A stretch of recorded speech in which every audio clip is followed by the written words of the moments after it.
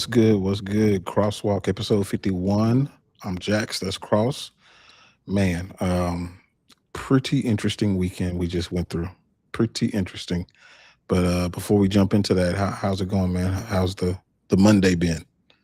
Man, I'm gonna be honest. Like the before noon, bro, it was going by so slow. I was like, man, if this don't feel like the most Monday of Monday, but all in all, we here Crosswalk having it at the end of the day, man. It's something to look forward to. Always a treat to get on here with you to chop it up. But yeah, man, we got a lot to get into today. What's going on with you? A lot, man. Mine kind of felt like that too. And then it started speeding up because I was like, oh, do I have everything I need for Crosswalk? Because we got a lot to talk about. But it's episode 51. I know you got a number 51. I'm interested to see what this one's going to be because, as we were talking beforehand, there are a lot of options. So my 51, I ain't gonna lie, this one was really tough, man. But I'm gonna go with a guy I actually got a chance to share the field with and get a chance to play against. And for me, that's Ichiro Suzuki, man. Like watching him play, seeing all the different things, and then getting to be on the field with him, play against him. And fun fact, bro, he actually robbed me of a double. Like he made like a diving play. And but it don't matter because I end up hitting the game winning homer, so it didn't end up mattering. But yeah, shout out to Ichiro Suzuki. Where do we watch this game? That's what I want to go. Be like, man, I know him, but I know him though. Yeah, bro, that's an easy find, believe it or not. I'll give you the details. yeah, I need that. So my number 51. Man, it was easy for me to pick this number 51 because it goes back to my childhood, watching the Cowboys back when they were good, winning Super Bowls. Gotta go Ken Norton, man. Ken Norton was the first one I thought of out the gate. And Ken Norton Jr. specifically. Ken Norton, his daddy was a boxer, and he made it real tough on Ali. He was an amazing boxer. But Ken Norton Jr. was an amazing linebacker. So, yeah, that's the first one that popped up for me, for sure. Bro, I was right there with you, man. I remember the 90s with the Cowboys and the Niners, that whole rivalry in the 90s. Yeah. It was unreal, man. What a time to be alive. And then he went to the Niners, of all places. Yep. But nah, man, I'm a big fan of Ken Norton. All right, so UFC 329 happened. Did not go the way that anybody expected, including Conor McGregor. So we talked about this a little bit on the live stream, but like, do you think that he was injured going into this? I don't think he was hurt going into it. I saw some clips, him backstage, him practicing that very kick and looking fine, looking okay. And then somebody also, I know Grimy hit me up on Discord talking about when he was at the checkpoint, was he hurt then? And I've seen that clip as well. And to me, in the checkpoint, it looked like his other knee, where he was like hopping on it maybe. But I mean, you see it as soon as the fight starts, he throws that kick and blows his knee out, and that's the end of the fight right there. Pretty much, man. I don't think that he was hurt. I think it's just. Remember on the live stream, I was like, this is things that happen to us when we age, man. It's just it's what happens. Things you used to be able to do, and it wasn't a big deal at all. You just can't do it like that. There's a reason that you get to a certain age and you sneeze and you throw your back out. Like it's just these things happen. I remember, man, it wasn't even that long ago. It's probably months ago. Me and my son, we go out and we're shooting basketball or whatever, and we're just talking about jumping and stuff like that. And me and him are the same height. And he was like, can you still touch the rim? I was like, of course I can still touch the rim. Come on. Yeah, you tried, almost hurt you. Absolutely, I can touch the rim. So I go, I run, I jump, I touched it. But then here's the other part. You got to land. Yep. And when I landed, that's when the age kicked in. Yep, exactly. So when he did that kick, that's the first thing I thought about. I was like, bro, it's not the kick. It's landing that's the problem. Yep. Your shocks are not the same. Your brakes ain't the same as you get older. Yeah, and that's the thing, man. That's the thing. I think a lot of people, when they watch athletes, they don't realize that usually when a lot of these athletes get out of sports, it's not because they don't want to play the game anymore. It's not because they don't have that drive, that fire. It's because their body can't hold up and they just dealing with more and more injuries as you get older, and it takes you longer and longer to heal, unfortunately. And you just get tired of it. And when you can look on Conor's face when he knows the fight's over, his knees shot. He knew. That instant, you can see on his face, it registered to him like, man, I got to go through surgery, all these months of rehab just to get back here. And you can tell, man, he don't want to do it. Yeah, you definitely could, man. And you could see the wasted opportunity on his face. Because the reported 30 million that he made, that means nothing right then. That doesn't mean anything right then. Everything is about all the work that he did to get to this point, not just the training camp, but the 5 years and all the court cases and the ups and downs of training and the recovery and all everything made it to this point, and he couldn't last a minute without his body giving away. So I feel bad for him, simply because it doesn't look like he's going to be able to end this part of his life on his own terms. And that part sucks. And I'm sure as an athlete, especially when you make it to the highest of highs, when you're not able to end it on your terms, it hurts that much worse. Yeah, and I don't think people realize how few athletes get to end it on their terms. Usually it's someone else making a decision about your career when it's time to be done, unfortunately. But yeah, man, I don't think we're ever gonna see Conor McGregor inside the octagon again. With the road back, surgery, rehab, we're looking at 8 to 12 months minimum. And who's to say that he might get like an infection or something, and that delays it. Like these are one of those things, man. Especially like you're in your mid to late 30s now. It's your body's just not going to recover the same. Yeah, it's not. I have heard people, you obviously Max after the fight was saying, we can run it back, which I think would be I thought that this was a terrible decision. I think that would be an even worse decision. But if Conor did come back, if he went through all of that and came back, I do have 2 fights for him, though. I have 2 options. What you got? Option number 1 is Nate Diaz or Nick Diaz. Okay. Either one. Pick one. Either one. The other option, Michael Chandler. Michael Chandler's always the option. Those are the only 2 options, though. Yeah, Michael Chandler will do anything under the sun to try and get that Conor McGregor fight. I mean, at this point, I think maybe even a torn ACL Conor right now might beat Michael Chandler the way he did. I hear you, but I got a question for you. Who is your MVP of the card? Ooh, that's a tough one. Paddy Pimblett.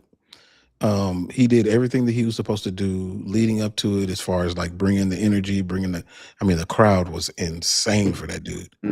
Have you seen the clip? I think the UFC just put it out of him watching the crowd a minute before he walks out. Nah, I haven't seen it. I was too busy sending you other stuff that we got to touch on Crosswalk to see. That's true. Goosebumps, bro. It's crazy, but nah, Paddy, man, for sure, MVP. Okay. Who you got? Well, we beating the same drum today. For me, it's Paddy Pimblett as well. I actually think what ended up happening, and I think some people didn't even realize, we got the passing of the torch for like the UK, like losing the biggest star we've ever seen come from over there. And now just passing it to Paddy, and I don't even think it dawned on people in the moment. Yeah. But Paddy went in there and got a finish in under a minute.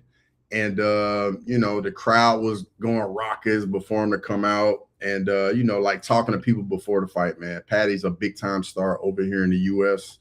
So, yeah, I think that's the biggest thing, man. We saw a literal passing of the torch. For sure. Who was the loser of the card for you? The loser of the card for me, unfortunately, there's got to be somebody, and it's Conor McGregor. I mean, back-to-back fights, big-time injuries, 5 years out of the game. You come back, and I can only imagine like going through what he went through to get himself back, and then it just ends so unfortunately the way it did, just off of something very a fluke injury. And the fight didn't even get a chance to develop. And I know he is in a place emotionally right now that's just very dark, as he said it on social media. But you know, he's okay. His family's okay. Conor McGregor will be fine. Yeah, I think he'll be fine. Yeah, hopefully he finds his way out of that dark place, because he does like to self-medicate. My loser of the card is another former champion. It's Cody Garbrandt. Yep. He's no longer a UFC fighter, man. I think that there's guys that he can beat, but there are guys that are probably just getting into the organization. Like, I just don't. This is not for him anymore. I actually don't think that Adrian Yanez actually really fought that well. I thought that he was a little bit sloppy, and he still knocked him out in a round. Yep. So, and bro, like I sent you our short talking about that fight, bro. We were spot on. We were spot on with that fight. It wasn't hard to pick. Yeah, you're right. It wasn't hard. You're right. But yeah, I mean, definitely, I think he should hang it up. I thought he was going to. I saw the gloves off. But yeah, I think that just get out while you still have some of your faculties, because that wasn't good. Who you have stock up on? So I'm gonna go in a little bit different of a direction. My stock up was Robert Whittaker making that debut at light heavyweight. I will say this: I thought he looked a little bit out of shape, but I think it was a good step for him. You know, it was his first fight in the weight class. I think he's gonna learn that, hey, like, yeah, I know this is a 20-pound jump in weight, but I need to be in a little bit better shape, because I mean, he was breathing out of his mouth a little bit in the first round, but he ends up going in there and finishes Nikita Krylov. And I think it's going to be a good look for him. Light heavyweight's not a very deep division. And who knows, man, the Reaper can go up there and use some of that smaller man skill at light heavyweight. Yeah, I mean, it is a division that, at least up until the top 5-ish, I think he'll do well. The top 5 is where I think, things will get a little different for him. But I mean, if Paulo Costa could do it, why can't Robert Whittaker? Right. We'll see how he looks when he gets in better shape. My stock up. Wait, are we saying stock up? Is that what stock up. Okay. Stock up. Okay. Yeah, stock up is actually you already went for stock up. You went. I did. I thought so. I thought so. We're gonna stock down. So who's your stock down? I did Cody. Oh, Cody was my stock down. Yeah, that was your biggest loser. Yeah. He's terrible. Stock down. Tracy Cortez. Good one. Yeah. I think that she's working her way to be a gatekeeper. She's kind of stuck. And I think that Wang Kong, she won the fight, but there's no finishing in her. I thought that that's what she was coming in to do. When you saw her first, she got into the organization, I was like, okay, I think we got something. But then now she's back to point fighting and not trying to put people away. But Tracy, I think she's going to be a gatekeeper, man, and it's unfortunate. But she'll be a very popular gatekeeper for obvious reasons. Yeah. Okay, so my stock down. Yeah, I'm going to the co-main event with Benoît Saint Denis. I mean, coming in the fight, I think he was on like a 3-4 fight win streak, something like that. Goes in, I mean, he gets put to sleep in a nasty dart choke from Paddy Pimblett in under a minute. It's basically back to the drawing board. I mean, at number 5, and now you get finished so quickly like this, you're gonna have to fight way back in the rankings and build yourself back up in what is always a Shark Tank at 155. Yeah, it's gonna be tough for him, man. I don't know if it's a big fight situation with him, but when he gets in big fights, man, bad things happen. He was doing well against Dustin, and then obviously it fell off. But yeah, I don't know. I don't know what he's gonna do from here. Um, but we'll see. We'll see. Um, let's see. Anything else on 329 you want to touch on before we jump to something else? Absolutely, we got there's a some more lot. to touch on. There's a lot. Brandon Royval, Lonnie Kavanaugh, phenomenal fight, bro. Phenomenal fight of the night, wasn't it? Absolutely, man, and yeah. Deserved it. Both guys just was in there giving it everything they had, man. Respect to both guys, man. Thoroughly enjoyed it. Brandon Royval back up against the wall, needing a win big time, gets the finish. But I don't think Lonnie Kavanaugh loses anything just because the fight was so competitive. Yeah. I mean, he was having success at times, but it's just one of those things, man. You know, sometimes you lose tough, close fights, you know? Yeah, because I mean, it just happened to Brandon Royval before, you know, against Joshua Van. Exactly. You know, he had his moments in that fight. It was a very close fight, and he came out on the short end of the stick. And it almost happened to him when he fought Tatsuro Taira. You know, Tatsuro had him in some bad positions. So I think Lonnie Kavanaugh, in this massive test, this massive second test for him, I still think that he passed. I think that he deserves to be fighting up there. And like you said, I don't think this sets him back too far.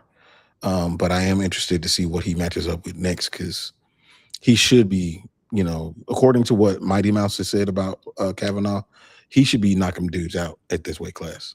Yeah. Yeah. But what do you think is next for Brandon Royval, though? Because this is a weird situation for him.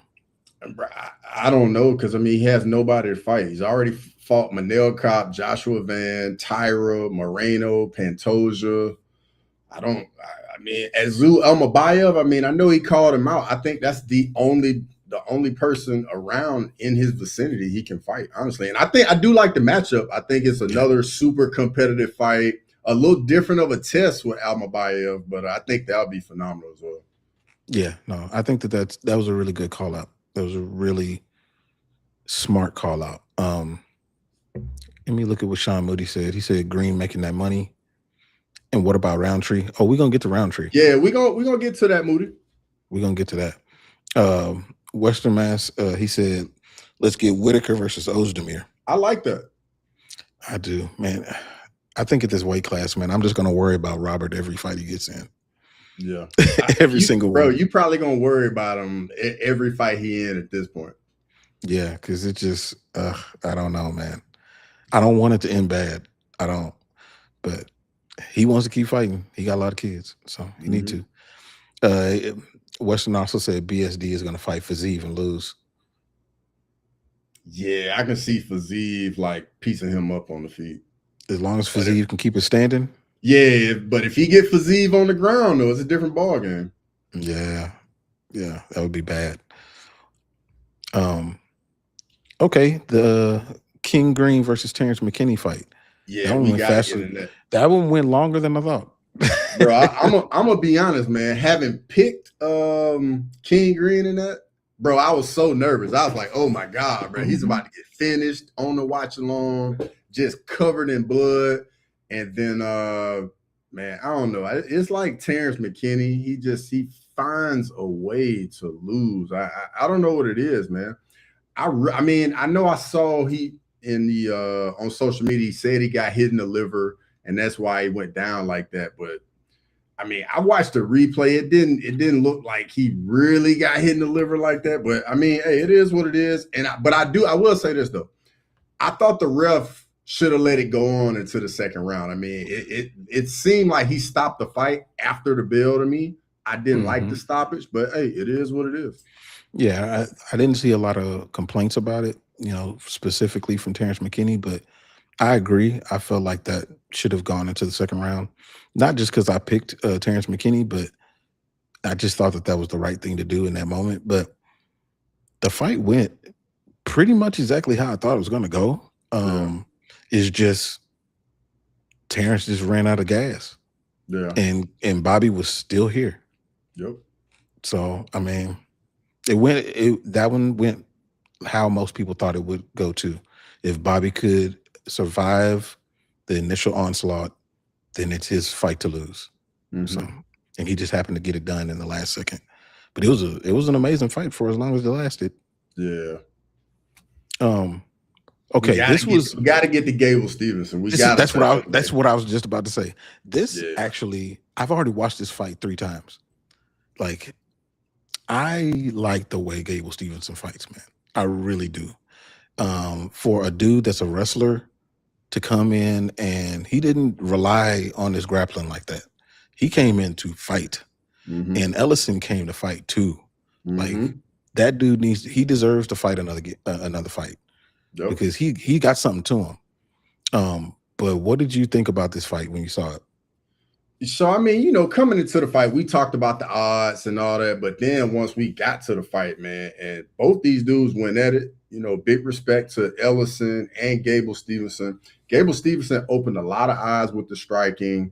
And I think on the stream, like I made a comment, to me, Gable Stevenson is like a hybrid between Daniel Cormier's body with John Jones striking, like the teep kicks, the front kicks, all that to the body. That's all John Jones. But then you see this small, little undersized frame for heavyweight.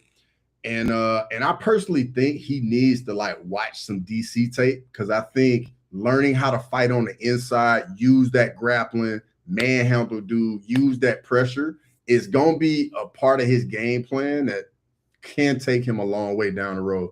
Because, once we start moving up the rank at heavyweight, he's going to be a bit undersized, going to be giving up some reach. And then obviously at heavyweight, one punch changes the fight at heavyweight. So I'm expecting big things for Gable Stevenson. I wish him none but the best.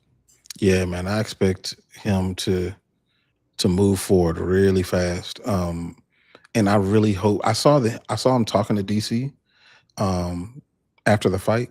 I hope they have a good relationship and he can get some training in with DC, and I don't think that at this point that it will cause any unnecessary friction because of that reality TV show that they were on together, DC and John.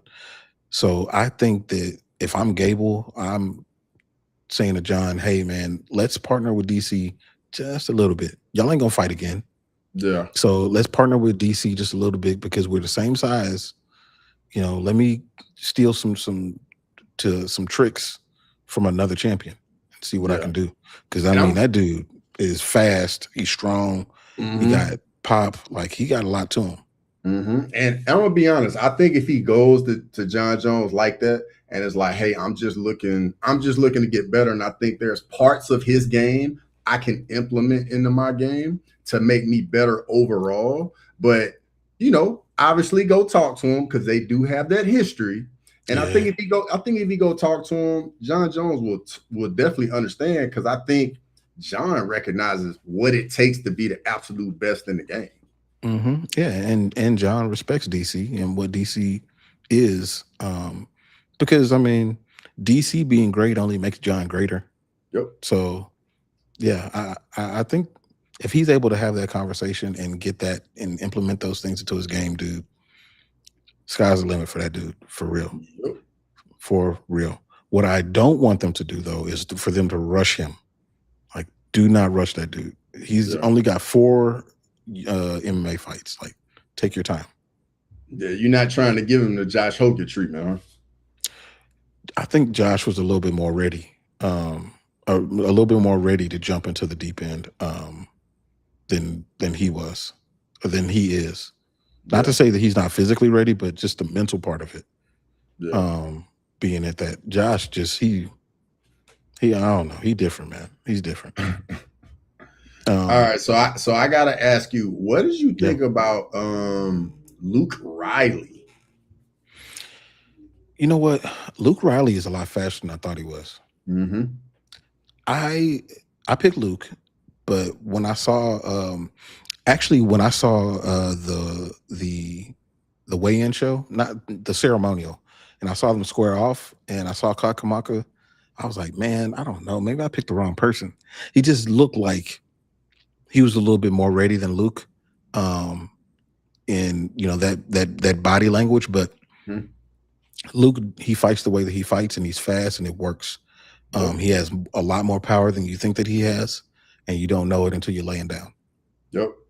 Yeah, I think what's going to end up some area he needs to pay attention to with how good he uses his jab and how heavy he is on that front foot. He's going to have to always be alert to the leg kicks because as he moves up, guys are going to attack him like that, and he's very bladed as well. So that's going to be a part of his game. Going to need to pay attention to defensively because, in my opinion, man, once you start making it like working your way up the division, the guys that really, really separate themselves are the ones that are defensively responsible. Yeah, that's true. You definitely cannot win with just offense.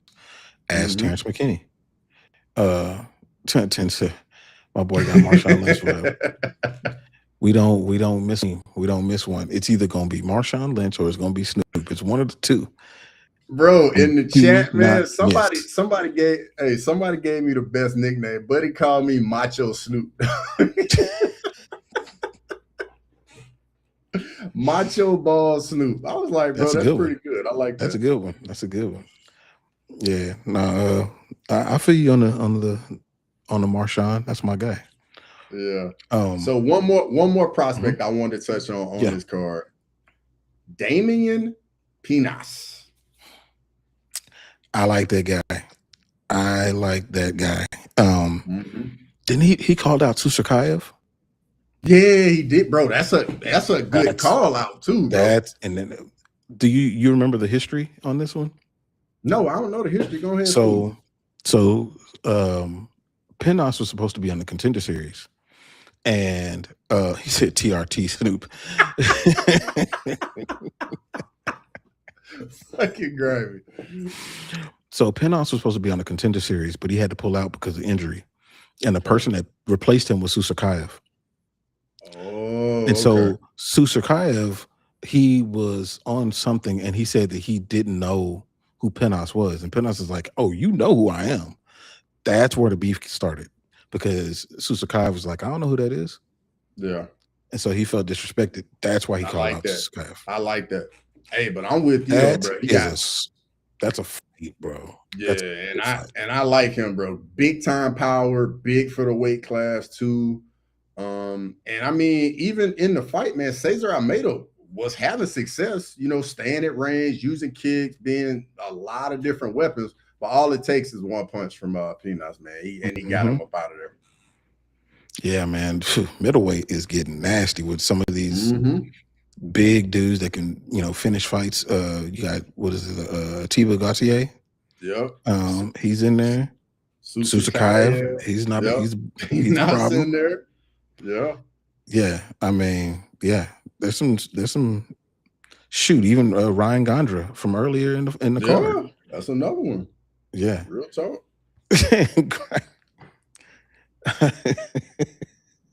Don't laugh at him. Don't laugh. Don't do that. Don't laugh at him. You're just gonna give him. Just give him more view. Weston said that Stevenson is gonna eventually run into Pavlovich with a 10 each advantage. Yeah, and 20-pound. But I think that if he runs in, when he starts to run into people like that, that's when the wrestling comes back in. Yeah, it has to. Yeah. Rain G, what's going on? Good to see you. You can't let Peanuts touch your chin. No diddy. I love it, 10-7. I love it. All right. One more thing I wanted to point out on this card, man. Farid Basharat won his fight against John Gaza. I feel like if he would have fought that way, that Basharat comes in against Ethan Ewing, he would have lost. Ethan would have destroyed him. Yeah. He would have destroyed him. Hey, but Garza looked good for his debut too. Now, like, respect, he gonna be a tough out for real, because we gotta remember, man, Basharat's undefeated ranked fighter, and he came in. Yeah, so I mean, it's not bad, but Ethan, I'm curious what Ethan's gonna come back to when he comes back from his injury. Gonna be interesting. Okay. Anything else you want to touch on this one? Nah, I think that we almost went through the whole card. The whole card, yeah. For real. You know what we didn't talk about? is Mario Bautista against Sandhagen. Yeah. You can go ahead. Man, this fight, it wasn't the most exciting fight, especially following the Royval and Kavanaugh fight. But you could see the problem with, or the reason that Cory Sandhagen hasn't won a belt yet. It's not because of how skilled he is, because he's extremely skilled in all areas. I don't feel like he has a killer instinct at all. I feel like he used to have one, and we talked about this beforehand. I feel like he used to have one, but I don't. Where's it at? Because, like, not to say that he really got Mario hurt, but he never did anything to push Mario. He is basically a point fight MMA person. Yeah. Just do the things you need to do to win the fight. And Mario was like, no, I'm going to outdog you. Yeah. And I think 10-7 brings up a really good point. The knee bar that Bautista had, I think that compromised Cody a little bit. I even saw a picture of Cody. He took a picture of his hamstring. Bro, his whole leg is like purple right now. So that knee bar definitely did some damage to the hamstring, and I definitely think that affected him in rounds 2 and 3. Because I think we both had Cody winning the first round, and then Bautista winning 2 and 3. Yeah. It's pretty straight. Oh, Rain G said he saw Royval at the airport yesterday, and he had a walking boot on. Yeah. Interesting. Well, hopefully it's not too serious. So he can jump back in. But I don't think Rain G said too much, because I think Royval cost him some money though. Yeah, he probably wasn't too chummy with him. So where does that put Bautista in the division? Because it's a weird division too. I would say he's gonna be behind O'Malley and Umar, especially if Umar beats Song Yadong in their fight coming up. And then I've been hearing some rumors that at some point the Marab Yan fight got to get made. Umar and O'Malley might have to just fight each other for the #1 contender spot, because I mean they're basically fighting over that spot if Umar beats Song Yadong. But then let's say if Song Yadong beats Umar, now it's like where do you go again? I don't know. This division, it's just so many contenders. Yeah, it's true. It's pretty packed at the top. Grammy said that we'll never see Sandhagen versus O'Malley, dude. Yeah, it's getting slimmer and slimmer by the minute, man. Yep. Sandhagen can't be out here losing, bro. But we are where we are. Okay, so now we can move on. OKC is coming up this week. Yep. Your boy Ola is about to be extra nervous. Already, bro. I'm gonna have him so stressed out. Got former champions fighting each other and going up a weight for Usman, and Plessis trying to bounce back off of a loss. But what are your thoughts going into this matchup? It's gonna be an interesting matchup. I mean, Kamaru Usman's second fight up at middleweight, 39 years old. DDP trying to bounce back after the loss to Khamzat Chimaev. Basically, for me, I mean, there's a clear path of victory for Kamaru Usman, and that's basically going to be what he did against Joaquin Buckley: take DDP down, control him, hold him down, and just grind out a win. On the flip side, DDP, know what you got to do. You cannot get taken down. If you get taken down, you got to get back to your feet. And you got to make Kamaru Usman work. And then when you're on the feet, you gotta let them hands and feet go when they're standing. Yeah, I mean, I agree. It's a clear path to victory. Obviously, everybody's curious about, are them knees going to hold up? They seem to hold up against Buckley. And Buckley's a different kind of athlete than DDP, but he's shown the problem of not being able to get up from these takedowns. So that much is obvious. I'm curious if Dricus can find a way to touch him, to hurt him. But I mean, How many times have we seen Kamaru hurt? Just once. One. No, twice. Gilbert Burns hurt him too. Yeah. No, you're right. Gilbert did. Gilbert did have him hurt. So I don't know, man. That fight is very interesting, but Kamaru is a pretty sizable underdog coming into this fight. I think that might just be the age and him going up in weight, probably facing like the bigger guy. Because I mean, you think about it, man. Him at welterweight, he was always the bigger guy at welterweight. Yeah. But yeah, that's an amazing fight. I'll be a little nervous for it, but not as much as Ola.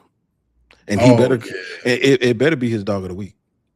Oh, 100%. It's gotta be. It's gotta be. He gotta go down with the ship. If Usman lose, he gotta go down with the ship. Yeah.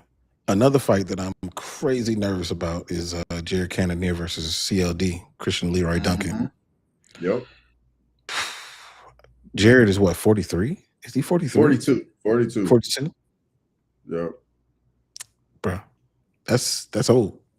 Yeah. That's old. Yeah. Especially in this game.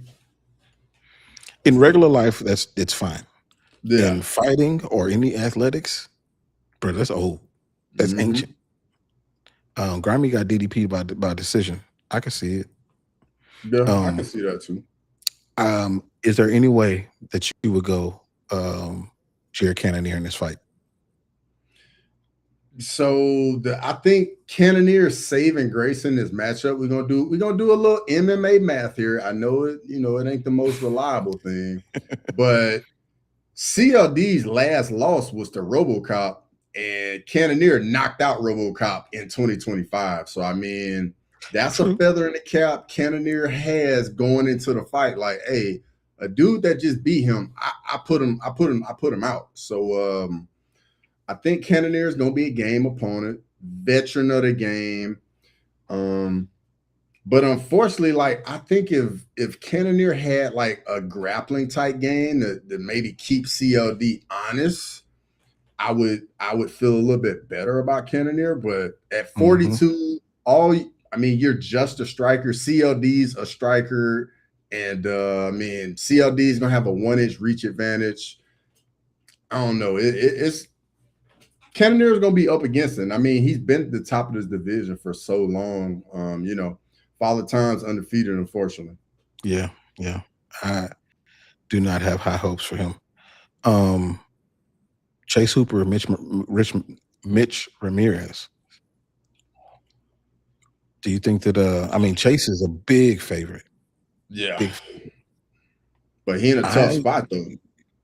Yeah, man. My stock is down on Chase right now, and I'm a little worried about him going into this fight. I almost feel like he shouldn't be fighting at lightweight. I feel like he should be fighting at featherweight. But he's a small. Just think, bro. He's just 26 years old. He's still so young, man.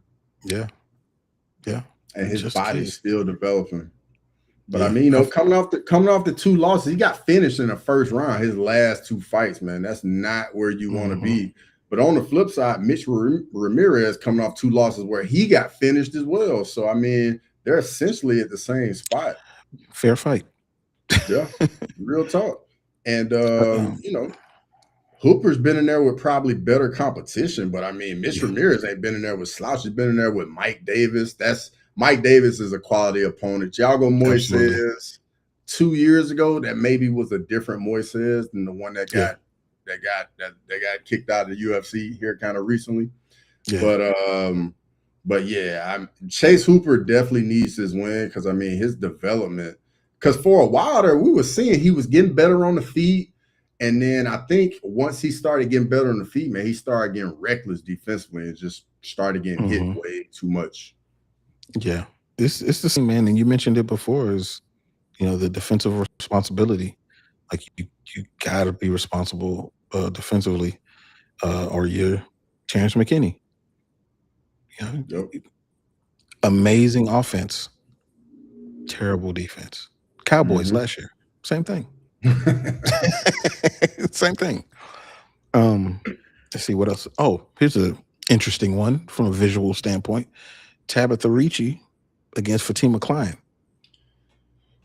Baby Shark. Tabitha's a significant underdog too. Yeah, I think the reason why, man, she's giving up 7 inches in reach, and Fatima Klein, I mean, she's on a 3-fight win streak. The last loss was the Jasmine the Vicious. Richie's I mean, she's what, 3-2 in her last 5. Lost to Verna, lost to Yan Xiaonan, beat Amanda Hebus, Angela Hill. So I mean, I think this is gonna be super competitive, but I think Baby Shark gonna have to find a way to get this fight to the ground. On the feet, I think Fatima Klein gonna be a bit too much on the feet. Yeah, man, it's a size situation too. Weston said Chase outgrew 145. I think he needs to grow. I think he needs to grow back into it. grow back.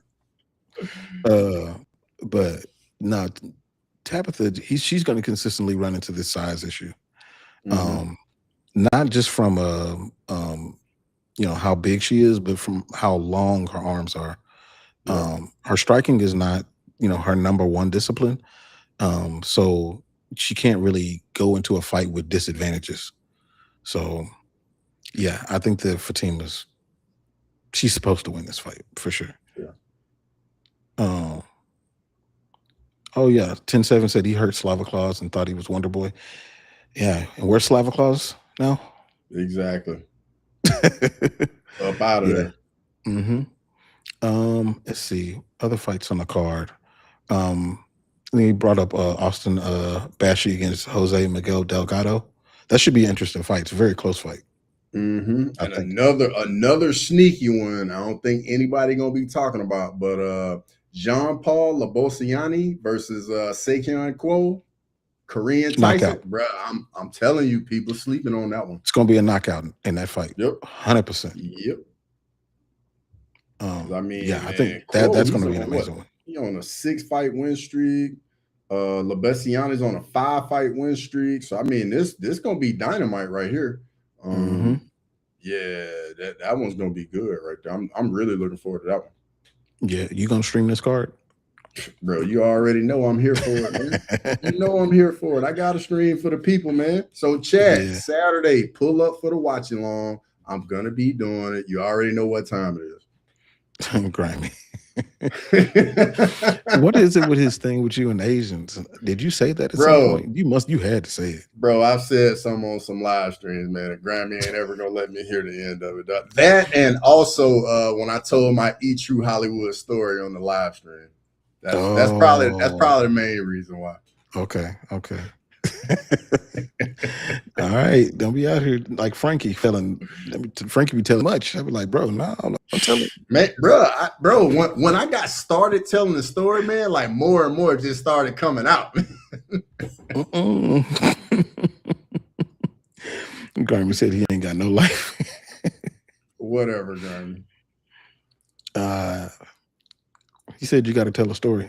It's entirely too long. It's entirely too long of a story. Okay. 10-7 said if y'all ever want to hop on, I do a pre-show every Saturday before. Okay, 2 hours before the prelims. Oh, I would, bro. Nice. I'm so down. Say less. I definitely come over there. Come on over there. Less. Appreciate you coming over here too, 10-7. For sure. All right. So we had some fights that were announced recently too. First one, definitely want to talk about our boy, friend of the channel, Charles Johnson versus Jose Ochoa. What are your thoughts on that one going into it? I mean, my thoughts are simple. I mean, Charles got to get this one. He needs it bad, man. I mean, since got those 2 brutal losses, man. The Suluev stretch was nasty against Azul Amabayev. Ochoa is very dangerous though, so this is not going to be a easy night out. But yeah, InnerG needs this win badly, bro, badly. Because I mean, if he don't get this, bro, I think he probably will be out of the rankings if he's still ranked. I mean, is he still ranked? Right? From athletic or from just his fighting ability, he should be ranked. But I don't know, man. Those 2 losses. Is he in the media rankings? He's out. Let me go to let's see. And then the meta rankings, he's 14. Yeah, he's hanging on. So yeah, he needs this one. Because I mean, the people that he's beaten, you know, the Joshua Vans, the Lonnie Kavanaughs, they up there at the top. Like he should be up there. Yep. So we'll see, man. I'm hoping for the best for that one. Definitely. So y'all are talking about it in the the fake baby part. Okay. No, I gotta hear this story at some point. Okay. Nah, he giving me tidbits like he showing me a trailer. No, I need to see the whole thing. So Bogdan Guskov is filling in for Khalil Roundtree against Magomed Ankalaev. Do you like this fight better, or is this a nice substitute? I personally think it's a tougher fight for Magomed because I thought he had just a very clear path to victory with Khalil Roundtree. I thought honestly, if he just tried to grapple a little bit, just after watching Khalil Roundtree train with Khamzat Chimaev and pretty much just getting tossed around like a baby in training. So I was like, man, Ankalaev go in there and grapple with him.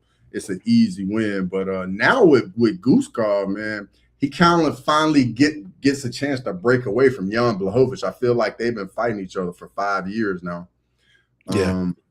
And very dangerous on, with the hands. And I think his grappling is a little bit better than Khalil Roundtree. So this could be a little bit more of a competitive fight for Magomed Ankalaev. And then getting this fight on a short notice, it's definitely going to affect his game plan going in. Yeah, I think so. I like this fight a little bit better in the sense of not knowing what's going to happen. Like you said, you knew what both of their game plans were going to be. Khalil, I need to keep it standing and strike from range, and try to find my shots. And then Ankalaev, take him down. It was easy, but against Guskov, like you said, it's a different kind of fight, especially being short notice. So I'm pretty excited about this one.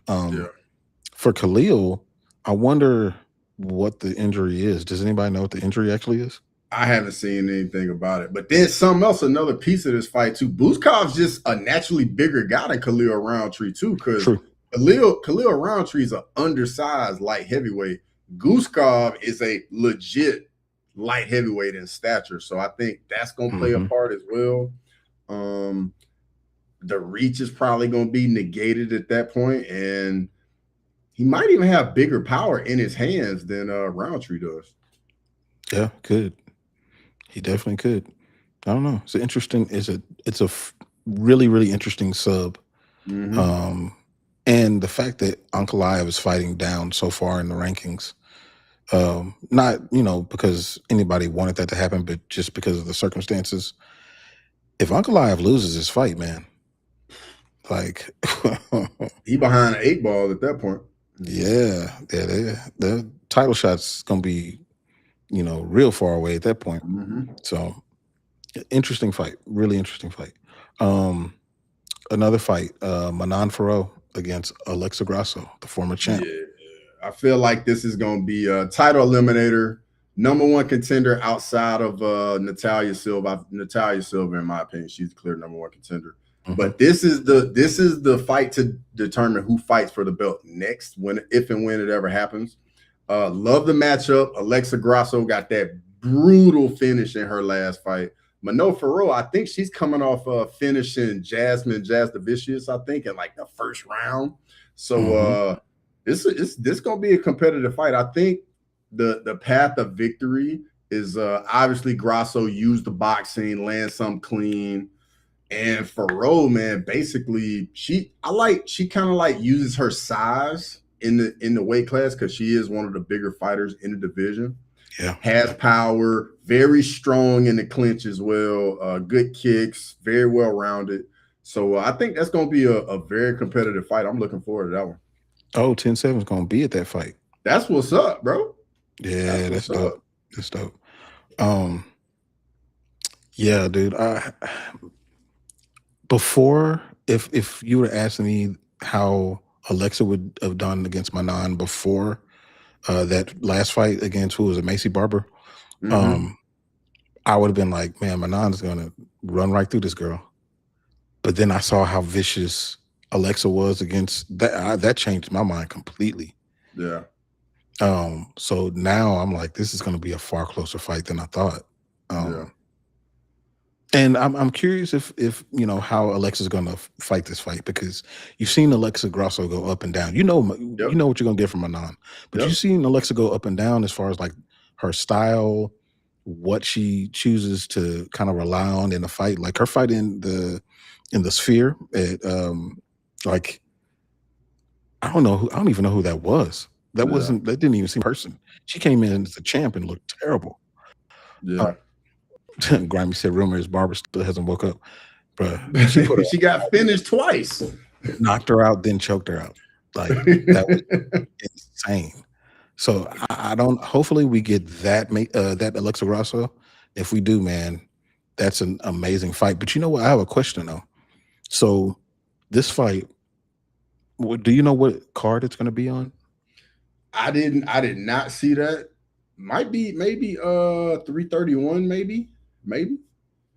But I think in that matchup, the way it's gonna play out, Grasso is gonna be trying to get in boxing range. And I think if Manon is smart, she stays at kickboxing range where she can use her karate, the side kicks to keep Grasso at range, body kicks, inside low kicks. And I think if Manon can do that, she could cruise to a victory, because I think Grasso's got to get inside to land them hands. She could. Do you think so? This is number 2 versus number 3. Noche UFC. Okay, cool. So this is number 2 versus number 3. I think that any fights that involve somebody in the top 5 rounds should be 5 rounds. Yeah, I think this should be 5 rounds too. Like anytime somebody's fighting somebody in the top 5, give me 5 rounds, because we need to know. I don't want no flukes, because whoever wins this fight is potentially going to be fighting for a belt next. So I don't want a fluke. I don't want any weird 3-round decisions. Give me 5. Yeah. Give me 10 more minutes. Yeah, I don't think any of the hardcore is gonna argue with that for like top 5 matchups. Like it's got to be 5-round fights. Yeah, gotta be. Let's see, what was another fight that we had on the list here? Oh, Waldo Acosta against Curtis Blaydes. Yes. Yep. What are your thoughts on this one, bro? I know who you're going with. I know, bro. I'm gonna be honest, man. I'm stumped. Like, this is a tough one, because on the feet, Waldo Acosta, definitely very good boxer. We just saw Curtis Blaydes eat a million shots against Josh Hokett. But at the same time, can he implement that wrestling against Waldo Acosta? It ain't like he gonna have Josh Hokett in front of him, somebody that's got really good grappling. So there is a path to victory for him. And then on top of it is heavyweight. Like, you can be doing whatever, and then one shot lands at heavyweight, and it just, fight's over with. But I think it's a really good matchup, and definitely looking forward to it. But yeah, I'm honestly, I think that's a 50-50 fight. Man, I saw this and I immediately was like, Salsa Boy. Really? Only because I feel like Curtis has declined, man. I think he's declined. I'm not saying that Josh Hokett is bad by any means. I think he's a good fighter. But I think that if Curtis was still who he was, I think he would have found a way to get the fight in areas that would have been more suitable for him. Gotcha. So I think that he's declined, and I think that that's Waldo's going to put it on him, man. And I'm not a Waldo fan. I'm not. Yeah. I'm usually the one harping on Salsa Boy, usually. Yeah, that's why I was like, oh, I know who you're going to go with. But you don't know my picks, dog. I know most of them. I know most of them. But I think Salsa Boy is going to be too much for him, unfortunately. I mean, I like Curtis Blaydes a lot. I hope he does well, but yeah. Rangy brought up Gable versus Hokett. I think it's too soon for Gable. Interesting. Too soon. Yeah, I think so too. He's only 4-0. He's only 4-0. Yeah, like let him develop a little bit. Give him another can or two, and then we can throw him in there. And then Grimy said something. He said, so who's going to fight Jan Blachowicz? He was supposed to fight Guskov. So, the UFC does not care about Jan Blachowicz at all. Yeah. Because I think he, like 41, 42, something like that himself. Yeah. And I mean, he's number, he's not even ranked no more? Oh, well, he ain't fought in forever. So, I mean, I guess that makes sense. Yeah. Oh, so in the meta rankings, Blachowicz is 4, but in the media rankings, Blachowicz is not ranked. So let me go to the meta ones. Who could he fight? You could do Mirzakhanov, Costa. I doubt Costa would take a fight on short notice, though. No. Yeah, it's already hard enough to get him to show up for a fight. Yeah. I don't know who you throw Jan in there against, but you don't throw him in there against somebody that you really want to see, because they're gonna bury him on the card. So yeah, I'm surprised he's still around at this point. The way that they've treated him. Yeah, I think he just wants to go out with a win and then he'll hang it up. If that's going to be the case, he should fight Alonzo Menifield. Alonzo Menifield. That's another dude hanging around right there too, dog. For real. Just hanging on. Think Menifield's done, he comes in and just finishes somebody. So that's another dude just hanging on. Oh, this is Navajo Sterling. No, I like this fight: Gable Stevenson versus Steven Asplund. Yeah, that'd be. I like that one. I like that. That's a good fight. Asplund gonna talk to him too. He is. He gonna make him fight too. Yeah, that's a great fight. Yeah, and it's Asplund has way more experience, MMA experience, but I think that's when Gable will mix it up, start wrestling, striking, doing the whole thing. Yeah. You know what? I kind of like that Navajo Sterling shout. Just looking at the rankings, bro, like I'm going to read you 10 through 15 at light heavyweight. 10 is Guskov, just he fighting Ankalaev. Dominic Reyes, Nikita Krylov just got knocked out, so Robert Whittaker going to be up there somewhere. Johnny Walker got a heavyweight fight. Alexander Rakic got a heavyweight fight. That's 14. And then Menifield's 15. Yeah, actually, it makes sense. Yeah, for real. Exactly. And, there's a little bit of, I wouldn't say tension, but there's a little bit of history there because one of Navajo's, I guess, former training partners now in Israel Adesanya, since he left the gym, he fought Jan Blachowicz. So, yeah, a little familiarity. That's not a bad one. Cool. Okay. I know we're right up at time, but I was going to go through these overreactions, but I'm going to give you just one. All right. And we also got to touch on Gaethje too. We got to touch on Gaethje. Oh, yes. So one, Paddy, this is an overreaction. Paddy versus Ilya is the biggest fight in the UFC.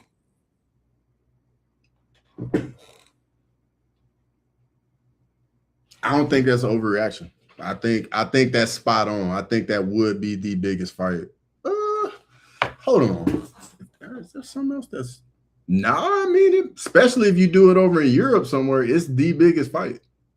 Y'all let me know in the chat. What's a bigger fight than that? Name a bigger fight than that. That's a huge fight. Huge. You're right. Grimy says this is an overreaction. What's a bigger fight? Then what name a bigger one then? Islam Ilya it's lost that luster. He lost. Ilya lost. It ain't the same. Yeah. That's gonna end up being another fight we never get to see. Yeah, there's no reason. Islam has no reason to do it. Yep. Yeah. And I think that Paddy versus Ilya is the biggest fight that they could make. And it's one that makes sense. Lazy, perfect. Lazy. You the perfect person to ask this. Is Paddy Pimblett, Ilya Topuria the biggest fight the UFC can make right now? Lazy gonna have an educated opinion on this for sure. So while he's spinning on that, tell me about the Ali Abdelaziz and Justin Gaethje situation. So Ali came out, said, Justin Gaethje's first title defense is going to be somebody he hasn't fought. And when you look in the rankings, it's pretty obvious who it's got to be. I mean, the top 5 is Ilia Topuria, number 1, Arman Tsarukyan, number 2, Charles Oliveira, 3, Max Holloway, 4, Benoît Saint Denis, 5. That's the meta rankings. We go to the media rankings. It's let's see, Ilia Topuria 1, Arman Tsarukyan 2, Oliveira 3, Max Holloway 4, Paddy Pimblett 5. The only dude he hasn't fought is Arman Tsarukyan. Mm-hmm. Yeah, it's gotta be Arman. Yeah, it's gotta be Arman. Yeah. Rangy said that Paddy versus Ilia is the biggest fight. It is for sure. It is. Yeah. Now, but Arman versus Justin. It's not a massive fight, but it's an important fight. Yep. It's the fight that has to get made. Yes, it's the right fight. Yep. Because, I mean, in theory, you could throw in Justin versus Max if you wanted to. Mm-hmm. You could throw in Justin versus Paddy if you wanted to. Justin versus Oliveira too. Yes. Oliveira has a win over him. Mm-hmm. All 3 of those, you can make them work. But Arman is the one that it's supposed to be. Yep. So absolutely. And I mean, he's been on the sideline for what, like a year and a half at this point? I mean, he was supposed to fight for the title January 2025, and it's July 2026. I mean, he's still the number 1 contender in the division. That has not changed. Yeah, his last fight was against Dan Hooker. Yep. Mm-hmm. But that was the Rangy says, do you think Justin really wants that Arman fight? I don't think it's good for him. I guess he won't have a choice. It's tough because I think as fighters, they want to fight the best, especially guys at like the elite guys. They want to fight the best guys in the world. And I think he understands that Arman Tsarukyan is a very tough matchup. Very tough matchup for Justin Gaethje. Yeah, he is. Very, very tough. Especially with that fight style. But I don't know. It's not a big money fight or anything like that. But what big money fights are there outside of maybe Paddy? So Lazy said we'll be getting Arman news soon. He'll be on 331 in LA from all I've heard. Yeah, and that makes sense. Massive fan base in LA. Massive. Yeah, the Armenian fan base, the Armenian representation in LA is massive. So that definitely makes a lot of sense. A lot of sense. Yeah. But I don't know. If they make that fight, which I hope they do, like sign me up. I'm all for that. I'm all for that fight. Yeah. Cool. And that's 331. That's the one that we've been talking about too. Mm-hmm.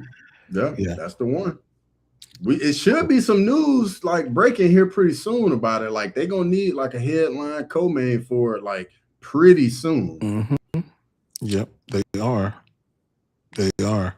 I'm curious what they're gonna do for UFC France in September. Yeah, because Aspinall been saying he's ready to get back in there and ready to fight Gunn, and he said he's open to do it in France. So they might make that a numbered event.